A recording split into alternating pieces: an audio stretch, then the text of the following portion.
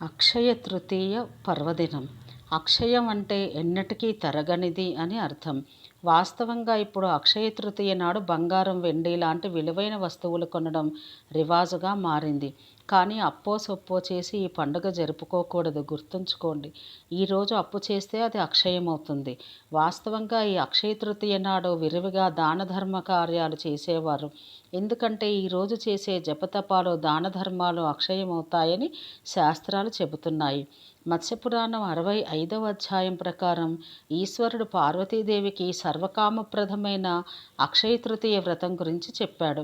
వైశాఖ శుద్ధ తదియ నాడు చేసే ఏ వ్రతమైనా, జపమైనా, హోమమైనా, దానాదులు ఏవైనా లేక పుణ్య కార్యాచరణ ఏదైనా దాని ఫలితం అక్షయమవుతుంది. అలాగే పుణ్య కార్యాచరణ వల్ల వచ్చే ఫలితం అక్షయమైనట్లే పాప కార్యాచరణ వల్ల వచ్చే పాపం కూడా అక్షయమే అవుతుంది. ఈనాడు తృతీయ తిథి బ్రహ్మతో కలిసి ఉంటుంది. అందుకే విశేష పూజనీయమైనది. ఈనాడు ఉపవాస దీక్ష జరిపి ఏ పుణ్యకర్మను ఆచరించినా కూడా తత్సంబంధ ఫలం అక్షయంగానే లభిస్తుంది.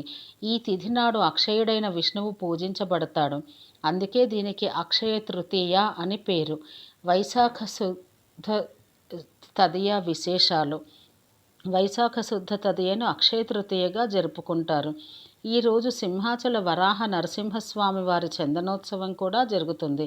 స్వామివారు భక్తులకు నిజరూప దర్శనం ఇస్తారు. అక్షయ తృతీయ ప్రాముఖ్యతలు చాలా ఉన్నాయి.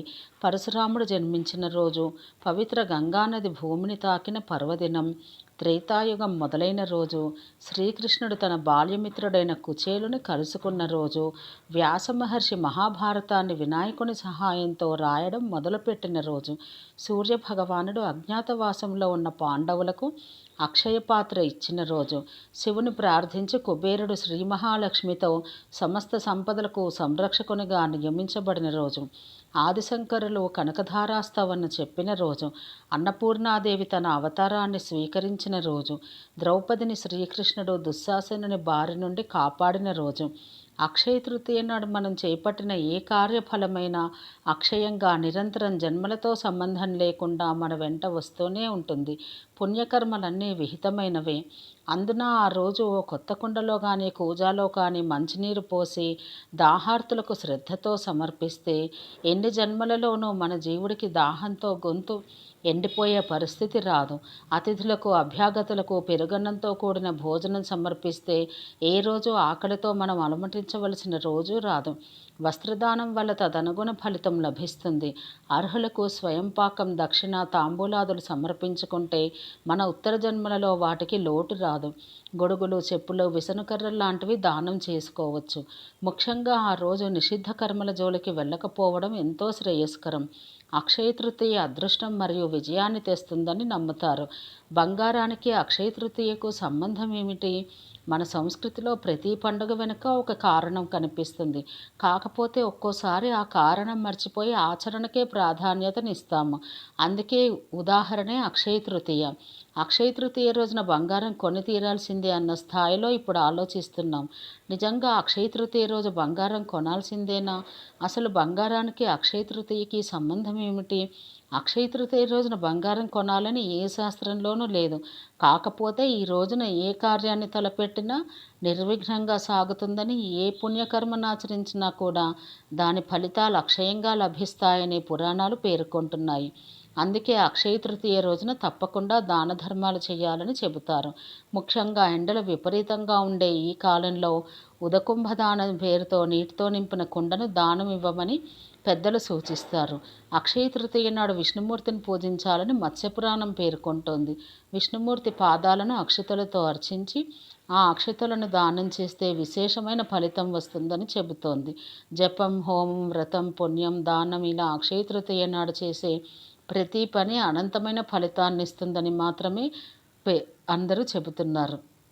అక్షయ తృతీయ నాడు వివాహం చేసుకుంటే ఆ బంధం చిరకాలం నిలుస్తుందని, జాతకరీత్యా వివాహ బంధంలో ఎలాంటి దోషాలున్నా తొలగిపోతాయని నమ్ముతారు. అక్షయ తృతీయ రోజున ఏ పని చేసినా అక్షయమైన ఫలితం దక్కుతుంది. కాబట్టి ఈరోజు బంగారాన్ని కొనుగోలు చేస్తే మన సంపదలు కూడా అక్షయం అవుతాయన్న నమ్మకం మొదలైంది. అయితే కష్టపడో, అప్పు చేసో, తప్పు చేసో సంపదను కొనుగోలు చేస్తే మన కష్టాలు, అప్పులు, పాపాలు కూడా అక్షయంగా మారే ప్రమాదం ఉంది. అక్షయ తృతీయ రోజున వర్జ్యం రాహుకాలంతో పనిలేదు. వైశాఖ శుక్ల పక్షోతు తృతీయ రోషిణీయుత దుర్లభ బుధచారేణ సోమనాపి ఉతా తథా. మత్స్యపురాణంలో 65వ అధ్యాయం ప్రకారం ఈశ్వరుడు పార్వతీదేవికి అక్షయ తృతీయ వ్రతం గురించి చెప్పాడు. వైశాఖ శుద్ధ తదియ రోజున చేసే ఏ వ్రతమైనా, జపమైనా, దానాలు ఏవైనా సరే అక్షయమవుతుంది. పుణ్య కార్యాచరణతో వచ్చే ఫలితం అక్షయమైనట్టే ఇవి కూడా. ఇంకా గృహ నిర్మాణం, ఇంటి స్థలం కొనడం, బావి తవ్వడం వంటి పలు శుభకార్యాలను ప్రారంభించడం, పిల్లలను పాఠశాలలో చేర్చడం, పుస్తకావిష్కరణ, పుణ్యస్థలాలు సందర్శించడం, మంచి కార్యాలను చేయవచ్చని పురోహితులు అంటున్నారు. అలాగే అక్షయ తృతీయ నాడు శ్రీ నరసింహస్వామి ప్రహ్లాదుడిని అనుగ్రహించిన రోజే అని పురాణాలు చెబుతున్నాయి.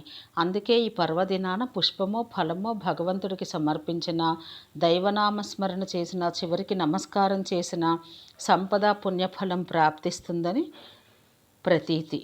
సర్వే జనా సుఖినో భవంతు.